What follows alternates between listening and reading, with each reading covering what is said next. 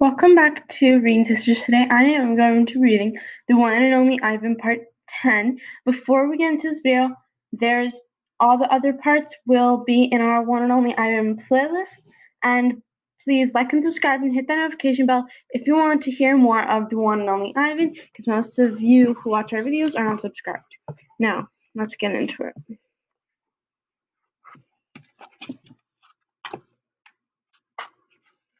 We left off at page 228. Didn't we? Okay.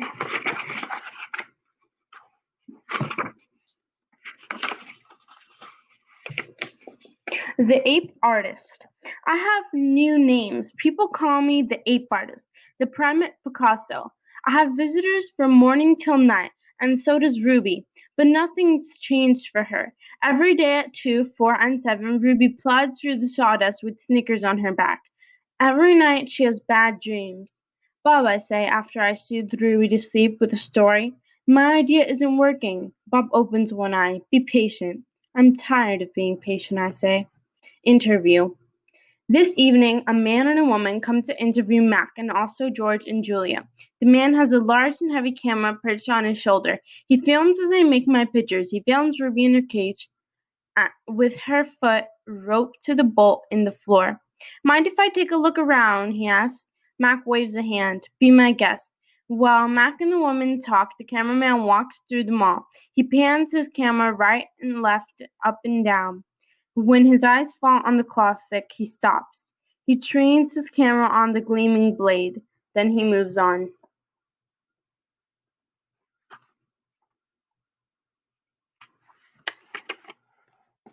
Early news.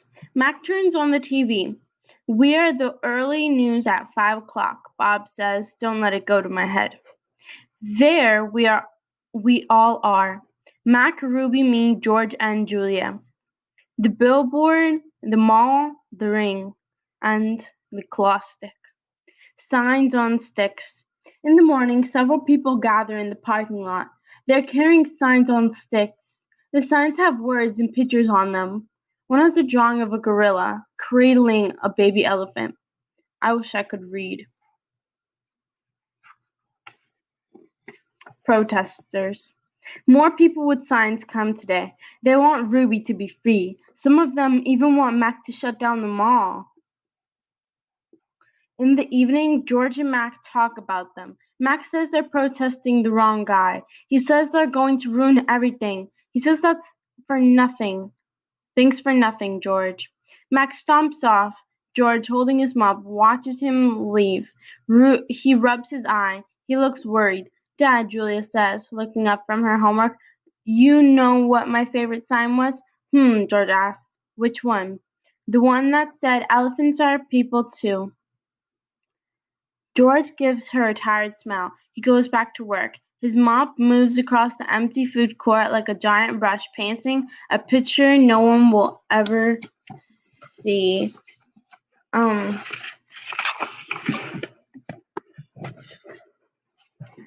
So now, check marks. A tall man with a clipboard and a pencil come to visit.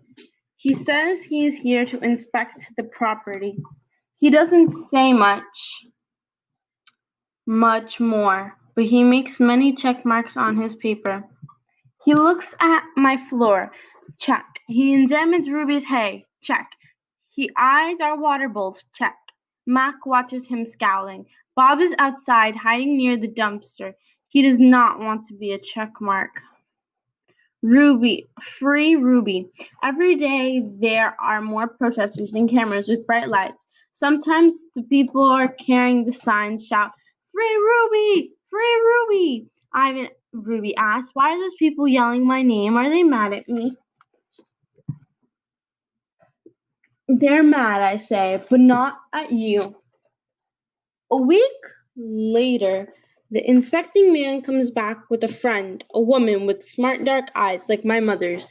She has a white coat on, and she smells like lobelia blossoms. Her hair is thick and brown, the color of a rotten branch teeming with luscious ants.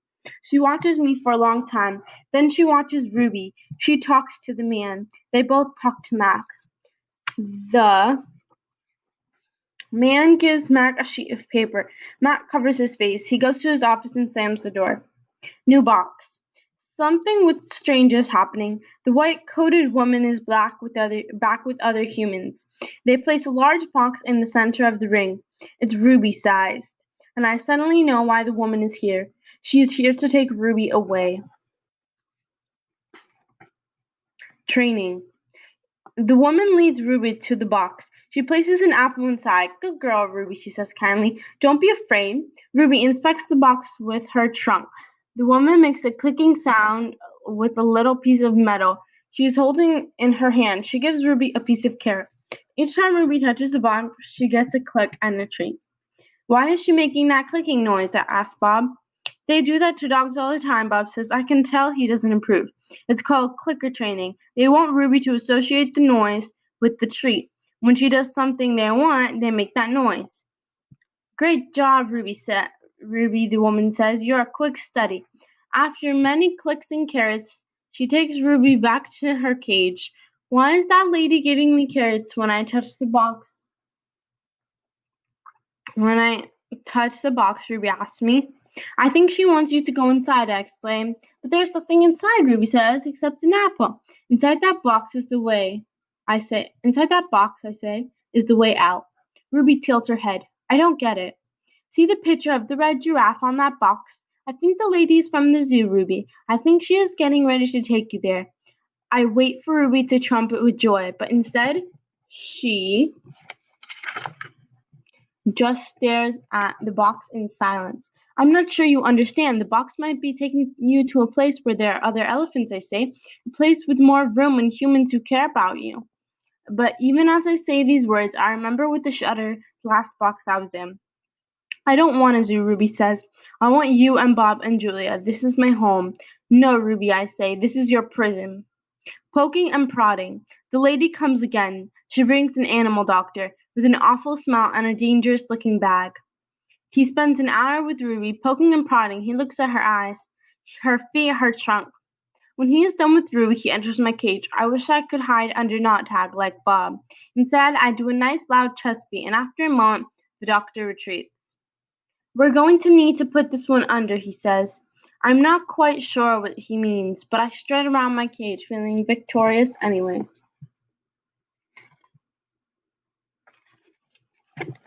No painting. No one asked me to paint today. No one asked Ruby to perform.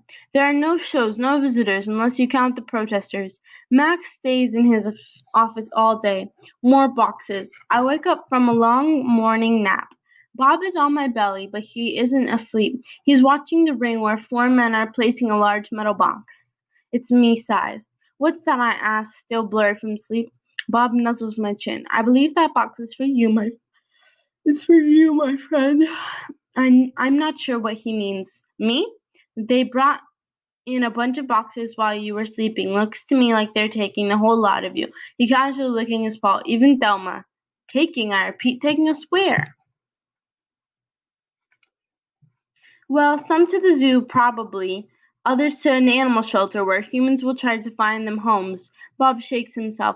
So I guess all good things must come to an end, huh? His voice is bright, but his eyes are far away and sad.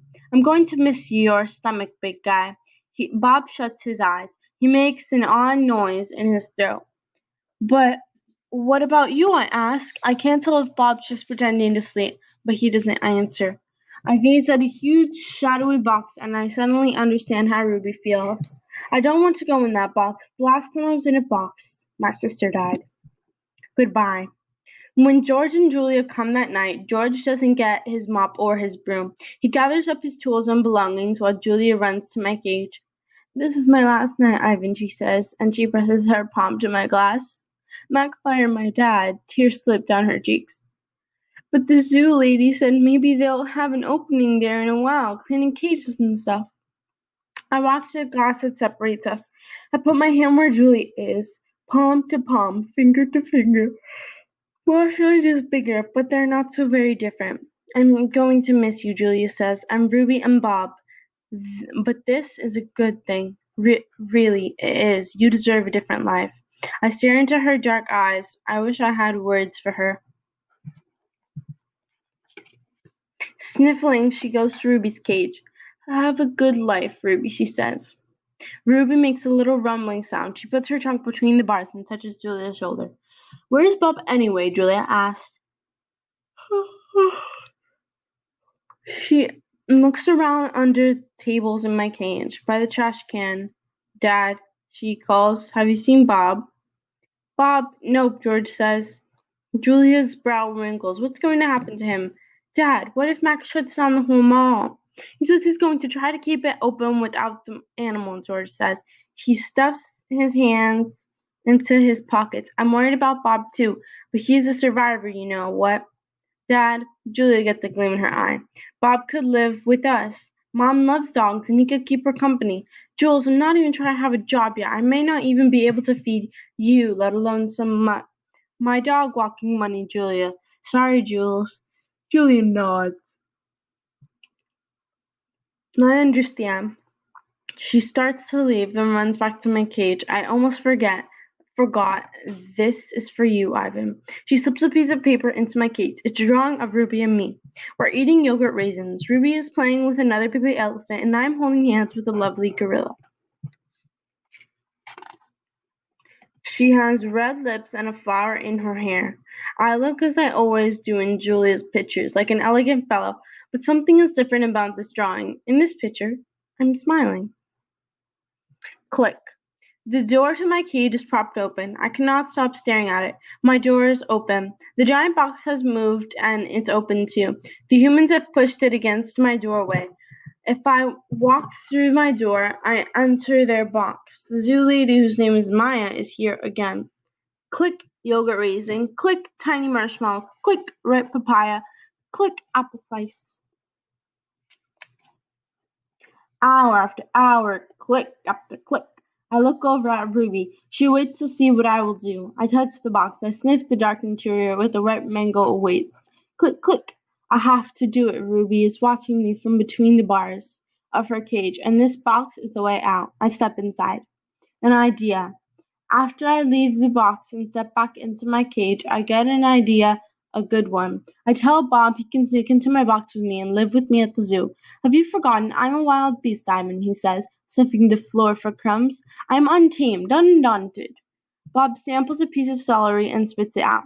Besides, they'd noticed humans are dumb, but they are not that dumb. Respect. Ivan, Ruby says, do you think the other elephants will like me? I'll think they'll love you, Ruby. You'll be part of their family. Do you think the other gorillas will like you? Ruby asks. I'm a silverback, Ruby, a leader. I pull back my shoulders and hold my head high. They don't have to like me. They have to respect me. Even as I tell her this, I wonder if I can ever command their respect. I haven't had much practice being a real gorilla, much less a silverback. Do you think the other elephants will know any jokes? If they don't, I tell her, you can teach them. Ruby flaps her ears. She flicks her tail. You know what, Ivan? What? I ask. I think I'm going to go in the box tomorrow. I gaze at her fondly. I think that's a good idea. And I think I'm going to go in that. Oh, what? I gaze at her fondly. I think that's a good idea. And I think Stella would have agreed. Do you think the other elephants will know how to play tag? I love tag. Me too. Me too, I say, and I think of my nimble sister racing through the brush, always just out of my reach. Photo. Late at night, Mac opens my cage. The full moon falls on his sagging shoulders. He seems smaller somehow. Bob, instantly alert, leaps off my stomach and dives into knot tag. Don't bother hiding, dog, Max says. I know you sleep in here. Max settles on my tire swing. Might as well stay one more night. Your buddy's leaving tomorrow. Tomorrow, my stomach drops. I'm not ready. I need more time. I haven't said my goodbyes. I haven't thought this through. Mac pulls a small photo out of his shirt pocket. It's me when I was young. Mac and I are in the front seat of his convertible. I am wearing a baseball cap and eating an ice cream cone. I was a handsome lad, but I have to admit I look ridiculous, nothing like a real gorilla. We had some laughs, didn't we, Guy? Mac says. Remember when we went on the roller coaster, or that time I tried to teach you to play basketball? Mac shakes his head, chuckling. You had a lousy jump shot. He stands, sighs, looks around. He puts the photo back in his pocket. I'm going to miss you, Ivan, he says, and then he leaves. He doesn't look back.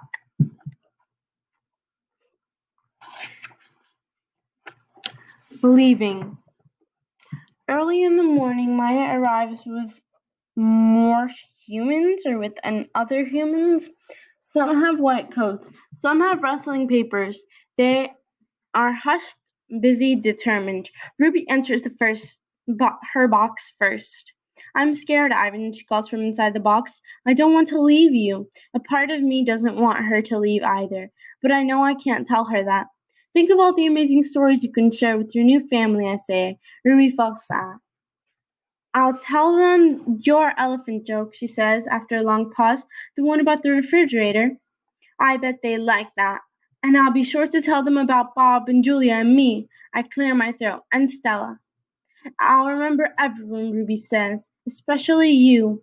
Before I can say any more, they roll her cage out to a waiting truck. It's my turn. Bob is hiding in a corner behind my pool. The humans don't even notice him.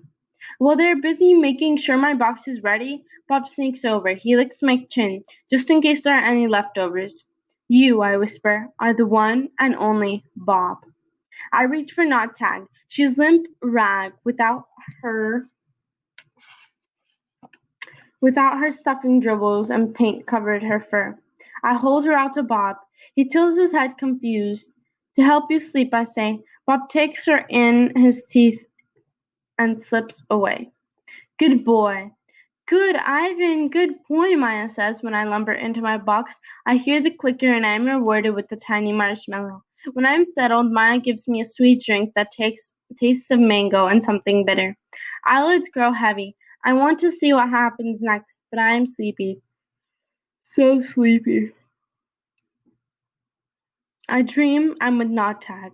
I'm with Tag, and we are swimming from vines while Stella watches. The sun slices through the thick ceilings of trees and the breeze tastes like fruit.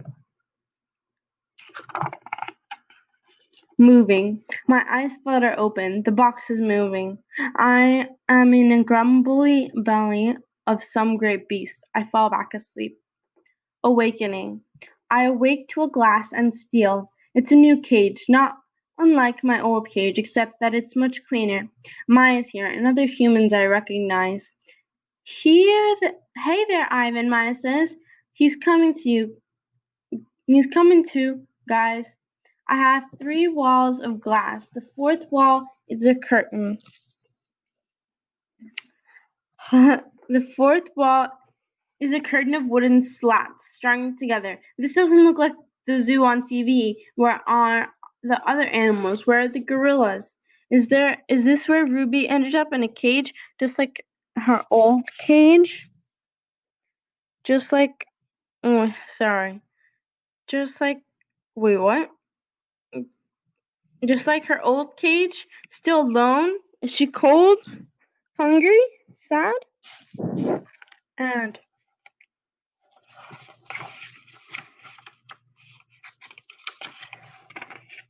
is there anyone to tell her stories when she can't get to sleep? Missing. I miss my old cozy cage. I miss my art. But most of all, I miss Bob. My belly's cold without him. Food. The food is fine here. No soda, though, or cotton candy. Not famous. I have no visitors here, no sticky-fingered children or weary parents. Only Maya and her humans come with their soothing voices and soft hands. I wonder if I have stopped being famous. Something in the air. Endless days pass, and then I notice something, a change. I don't know what it is, but I taste it in the air, like far-off rain clouds gathering. A new TV. Maya brings me a TV. It is bigger than my old one. She turns it on. I think you are going to like this show, she says, smiling. I'm hoping for a romance or a western, but it is a nature show, one without a human voice or an ads. It shows about gorillas being gorillas. I watch them eat and groom and play fight. I even watch them sleep. I wonder why Mac never put on this channel. Sorry, wait. The family. Every day I watch the gorillas on the TV screen. It is a small family with an odd one. Just three females and a juvenile male, without a silverback to protect them. They groom each other and eat and sleep, then groom each other some more. They are a contented group, placid and good natured. Although, like any family, they bicker from time to time. Excited. This morning, for some reason, there is no gorilla show on TV. Maya and the other humans are excited. They chirp like birds at dawn. Today's the day, they say. I've watched many humans watch me, but never have they looked so happy. Maya goes to the wall of wooden slats. She grins goofily. She pulls a string.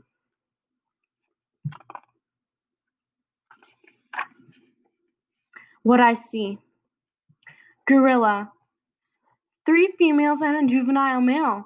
It's a family I've been watching, but they are not on the TV screen. They're on the other side of the glass, watching me, watching them. I see me, lots of me, still there. I cover my eyes. I look again. They're still there.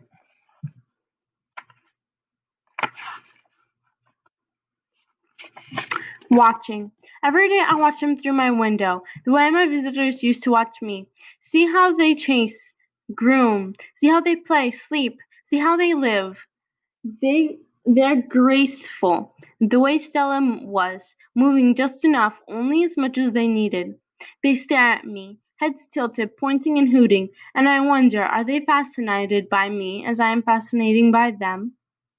See, her hoots make my ears hurt. I admire her intact, cannies from far. Her name is Kiani. She is faster than I am, spry and probably smarter, although I am twice her size, and that too is important. She is terrifying and beautiful, like a painting that moves. Door. Today the humans led me to a door on the other side. Kiani and others wait for me. I am not ready for this. I am not ready to be a silverback. I am Ivan, just Ivan, only Ivan. I decide it's not a good day to socialize. I'll try again tomorrow. Wondering. All night I lie awake wondering about Ruby. Has she already walked through a door like the one I am facing? Was she as scared as I am? Scared the way she must have been that day she fell into the hole. I think Ruby's endless curiosity of all the questions she loved to ask. Have you ever danced with a tiger, Ivan? Will your fur turn blue?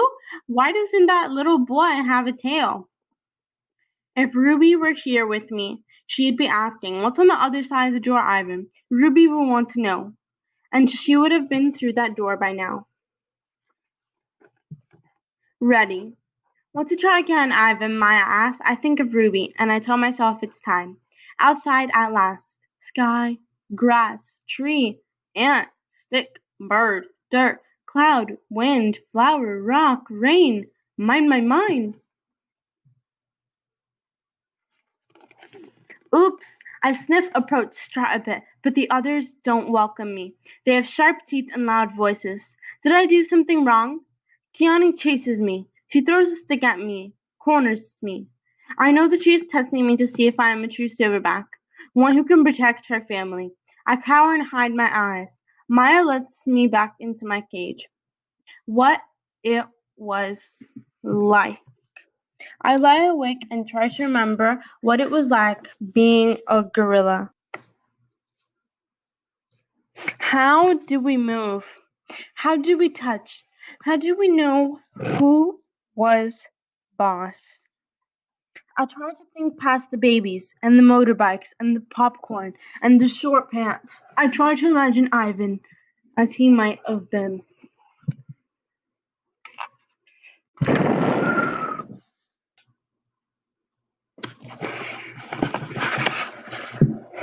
Okay.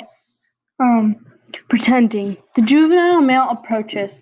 He's eyeing my food hungrily. I imagine a different Ivan, my father's son. I grumble and swat and swagger. I beat my chest till the whole world hears. Kiani watches me as the others, and so do the others. I move toward the young upstart, and he retreats. almost as if he believes I'm the silverback I am pretending to be. Nest. I am making a nest on the ground. It isn't a true jungle nest. The leaves are inferior and sticks are brittle. They snap when I weave them into place. The others watch, grunting their disapproval. Too small, too flimsy, an ugly thing to see. But when I climb into that leafy cradle, it's like floating on the treetop mist. More TV. Maya wants me to go back to my glass cage. I can tell because she is tempting me towards the door with the tiny marshmallows. I try to ignore her. I don't want to leave the outside. It is a cloudless day and I have found just the right spot for a nap. But I relent when she adds yogurt raisins to the trail. She knows my weakness all too well. In the glass cage, the TV is on. It's another nature show, jerky and unfocused. I expect to see gorillas, but none appear. I hear a shrill sound like a toy trumpet. My heart quickens. I rush close to the screen, and there she is, Ruby.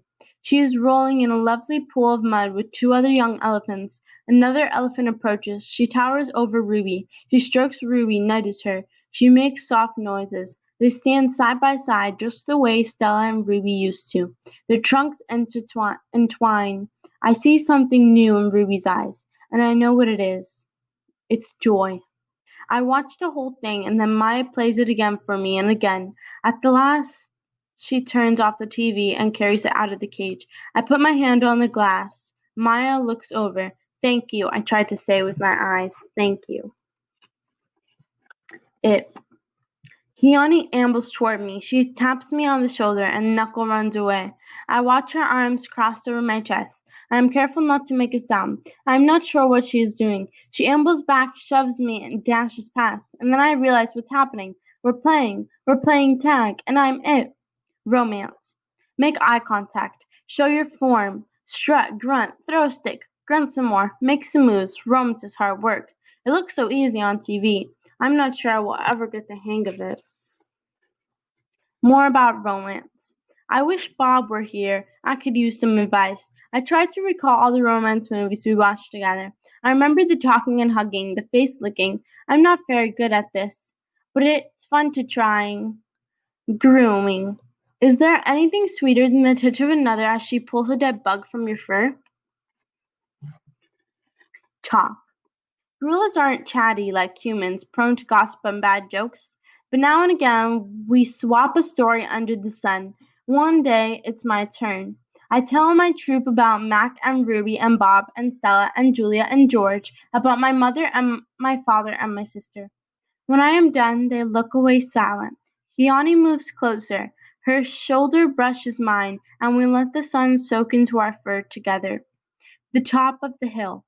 I've explored every nook and cranny of this place, except for the hill at the far end where the workers have been repairing a wall.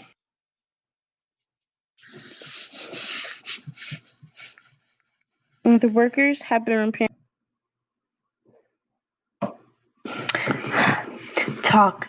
Gorillas aren't chatty like humans, prone to gossip and bad jokes, but now and again we swap a story under the sun.